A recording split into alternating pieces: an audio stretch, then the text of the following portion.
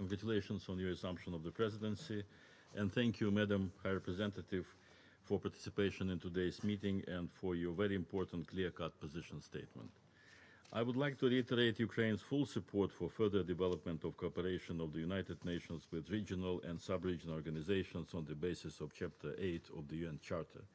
Such cooperation is essential for delivering on the Council's mandate to maintain international peace and security. The role of the EU in such cooperation is a special one. The European Union is a major political and economic player in the international arena and a contributor to the resolution of a number of conflicts and crises far beyond its geographic neighborhood, with Colombia as just one of the recent examples. EU is an active partner of the United Nations in peacekeeping, humanitarian assistance, non-proliferation, combating terrorism, and many, many other issues. Mr. President, a global strategy for the European Union foreign and security policy presented last year reflects main areas and priorities of the EU-UN cooperation. Ukraine fully shares the overall vision of the strategy, in particular responsibility, unity, and integrated approach to conflicts and crises. Stronger engagement of the EU in the conflict resolution processes, participation in the political dialogue and international formats would definitely enhance the voice of partners struggling for peace, democratic values, and their sovereign choice. We believe that a rules-based global order with multilateralism as its key principle and the United Nations at its core is a vital element in ensuring sustainable peace in the world. Ukraine also supports the initiatives mentioned in the strategy on UN peacebuilding efforts, implementation of commitments on sustainable development and climate change, support of the UN Human Rights Council, and others. We also join the strategy's call upon members of the UN Security Council not to vote against credible draft resolutions on timely and decisive action to prevent or end mass atrocities. In the light of events in Syria and Russian shameful vetoes on relevant resolutions, this call is as relevant as ever.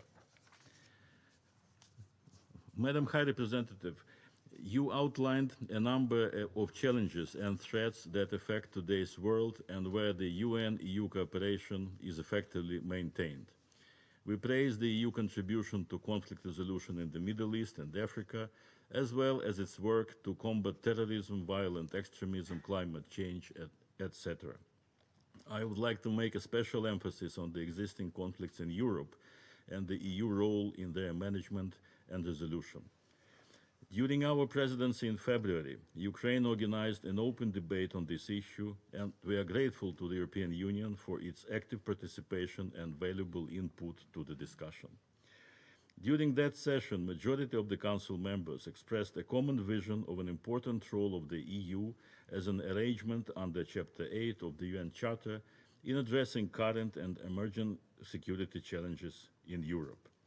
In my view, this role is vital due inter alia to the following reasons. First, the EU contribution is essential in building resilience of countries in eastern and southern neighborhood by encouraging them to reform process which brings long-term benefits and fosters stability in the region.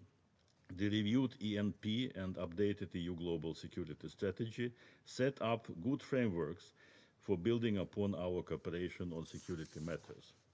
Second, the EU is directly or indirectly involved in conflict resolution in Europe, including around Ukraine, in Western Balkans, Moldova, Georgia, etc.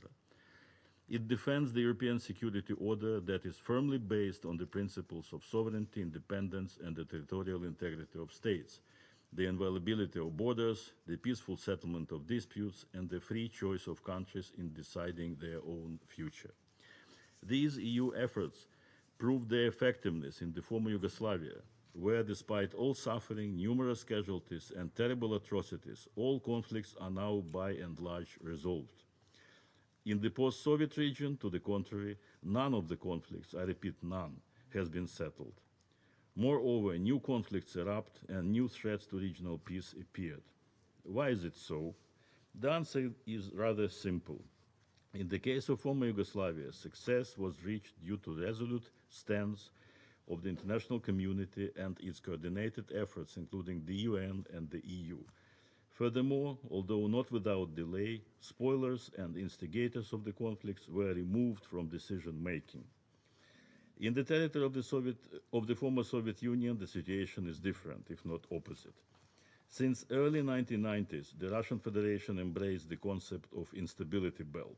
It has effectively created controlled instability in many countries along Russia's border to keep them in Moscow's orbit and, like in the case of Ukraine, to hold any integration with the EU.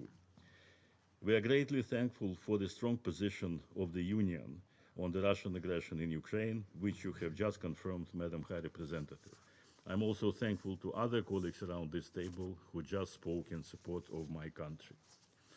We do believe that the existing situation is not a deadlock, and that protracted and active conflicts in Europe can be effectively resolved, and potential tensions can be prevented from erupting. We also believe that the European Union, together with the United Nations, should not shy away from taking an even more proactive approach in conflict management and resolution in Europe. In closing, Mr. President, EU-UN cooperation has proved to be invaluable on numerous occasions, from fight against terrorism to peaceful resolution of conflicts in different parts of the world. Ukraine is looking forward to this continued partnership, which will further effectively contribute to the promotion of international peace and security. I thank you.